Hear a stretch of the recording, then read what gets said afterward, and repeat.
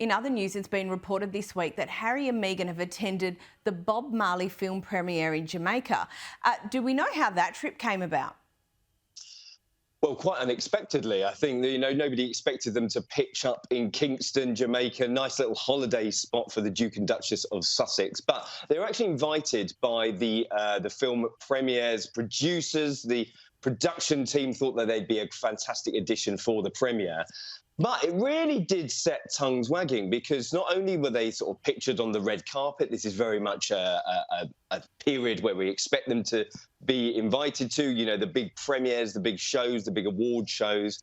However, they were pictured with the Jamaican Prime Minister, Andrew Holness. And if you remember, he was the man at the centre of the big scandal when the Prince and Princess of Wales went to Jamaica in 2022, when they were the Duke and Duchess of Cambridge, of course.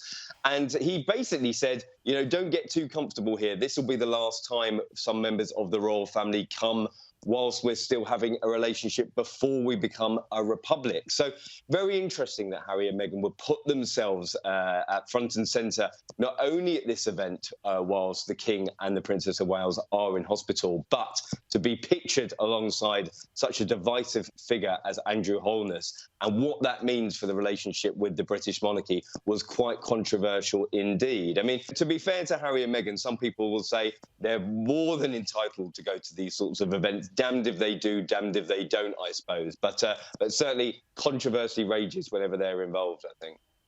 And there was a bit of critique around this. That's absolutely true. But is there really any substantive point to be drawn from this, though? Well, it's interesting. I'm sure that the King and his advisors are looking at the issues of republics, and certainly it is on the rise, not only just at home but abroad. We're looking at sort of the Canadian levels of people who would potentially vote to ditch the monarchy. That is definitely happening in Jamaica. Antigua and Barbuda have signalled their intent to follow suit. And Andrew Holness has really been at the centre of this movement. It has been delayed over the last couple of years, but he was very, very much of the thinking once the late Queen passed away, there wouldn't really be a pace for Jamaica to have a relationship with King Charles. Now, that has stalled over the last few months, but I'm told by people in the country that there is an appetite to get that moving. Then the very fact that Harry and Meghan would be pictured with Andrew Holness sort of hobnobbing in that sort of arena really does beg the question of whether that was a good idea from them at all. But like I said, they are in a sort of brand new world of celebrity, and some people will say, damned if they do, damned if they don't. So but possibly a bit unfortunate for them, or maybe they should have known better. Meanwhile, Prince Edward is on an official visit to St Helena. Now, can you tell us the purpose of this trip? And is it unusual that Edward is the one representing the family? Well, I think you look at the current context of the King not being around, Prince and Princess of Wales not being around, a bit more focus possibly on the sort of fringe royals, as it were. We also obviously know that Princess Anne is out and about an awful lot of time, just come back from Sri Lanka on a successful tour. But this trip for Prince Edward, the new Duke of Edinburgh, of course, been in the job a little while now. It was quite interesting. St Helena is sort of thousands of miles away from anywhere. And flying there on private jet, obviously on business on behalf of the British government and representing the monarchy. Of course, it is a British territory as well. But I think the spotlight came on Edward this week because there was questions asked about the very fact that we are talking about a slimmed-down monarchy. We are talking about the King Charles telling the other members of the family that he does want to slim it down, budget cuts, everyone tightening their belt. What was Prince Edward doing there, and what sort of benefit does the British taxpayer and beyond get out of these trips? I suppose it's a debate for the money men and the Republicans among us, but interesting that more focus has been put on Prince Edward, and maybe he will be elevated to a bit of a more central role now that the sort of main players are out of action, as it were. And Prince William, he obviously has a lot on his plate at the moment, both personally and officially, with Princess Catherine being out of action. But a great report this week about the launch of a new Garden City project to help tackle the housing crisis. We've got a housing crisis, it feels like, everywhere in the Western world. Can you tell us about this particular project?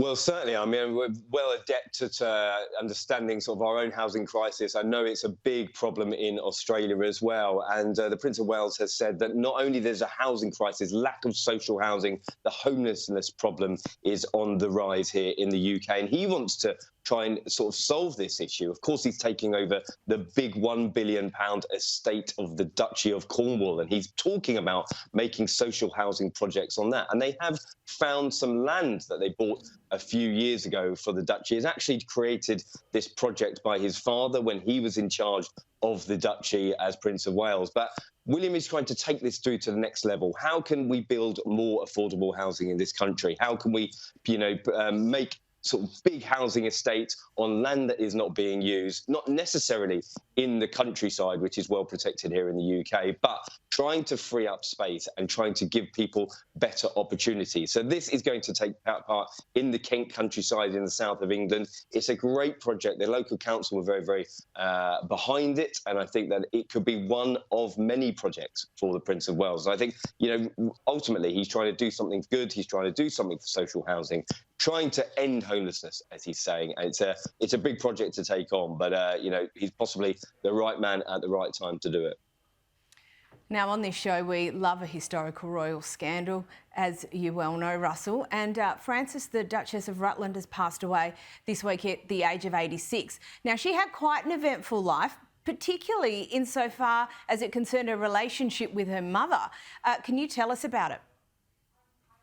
Well, absolutely indeed. I mean, this is straight out of a sort of storybook of the early Crown that gripped everybody. And it really has sort of gripped high society back in the 1960s. As you say, Frances, the Duchess of Rutland, sadly passing away last week at the age of 86. But it was her mother, Margaret, the Duchess of Argyll, who really created a stir in British society during the 1960s when she divorced her second husband. Now, of course, the talk of high society was why she was divorcing. That went to trial. She was then labelled a harlot and a mistress of several men, alleged to have had more than 88 affairs over their 12-year marriage. And it sort of completely destroyed the relationship with her daughter, who has taken these sort of secrets of her relationship with her mother to the grave. She never spoke about it publicly, but Margaret's story was played in the drama A Very British Scandal by Claire Foy, who played the Queen in the early series of The Crown. So, very fascinating insight into sort of how high society and still being talked about many, many decades later. And it's certainly, if you haven't seen Very British Scandal, I highly, highly recommend it. And certainly Margaret's story was one for the ages. Now, bringing us back to something a little more recent, I suppose, and a great piece in the Mirror this week about William and Kate and their modern parenting style. Again, is this one of those things which just makes them more relatable to a younger demographic? Yeah, certainly. I think they're breaking the mould. I mean, you talk about Princess of Wales being in hospital and the fact that William had also cancelled his engagement, very, very keen to be there for his children. The three children not necessarily able to visit their mother in hospital as much as they would like. They're obviously at school.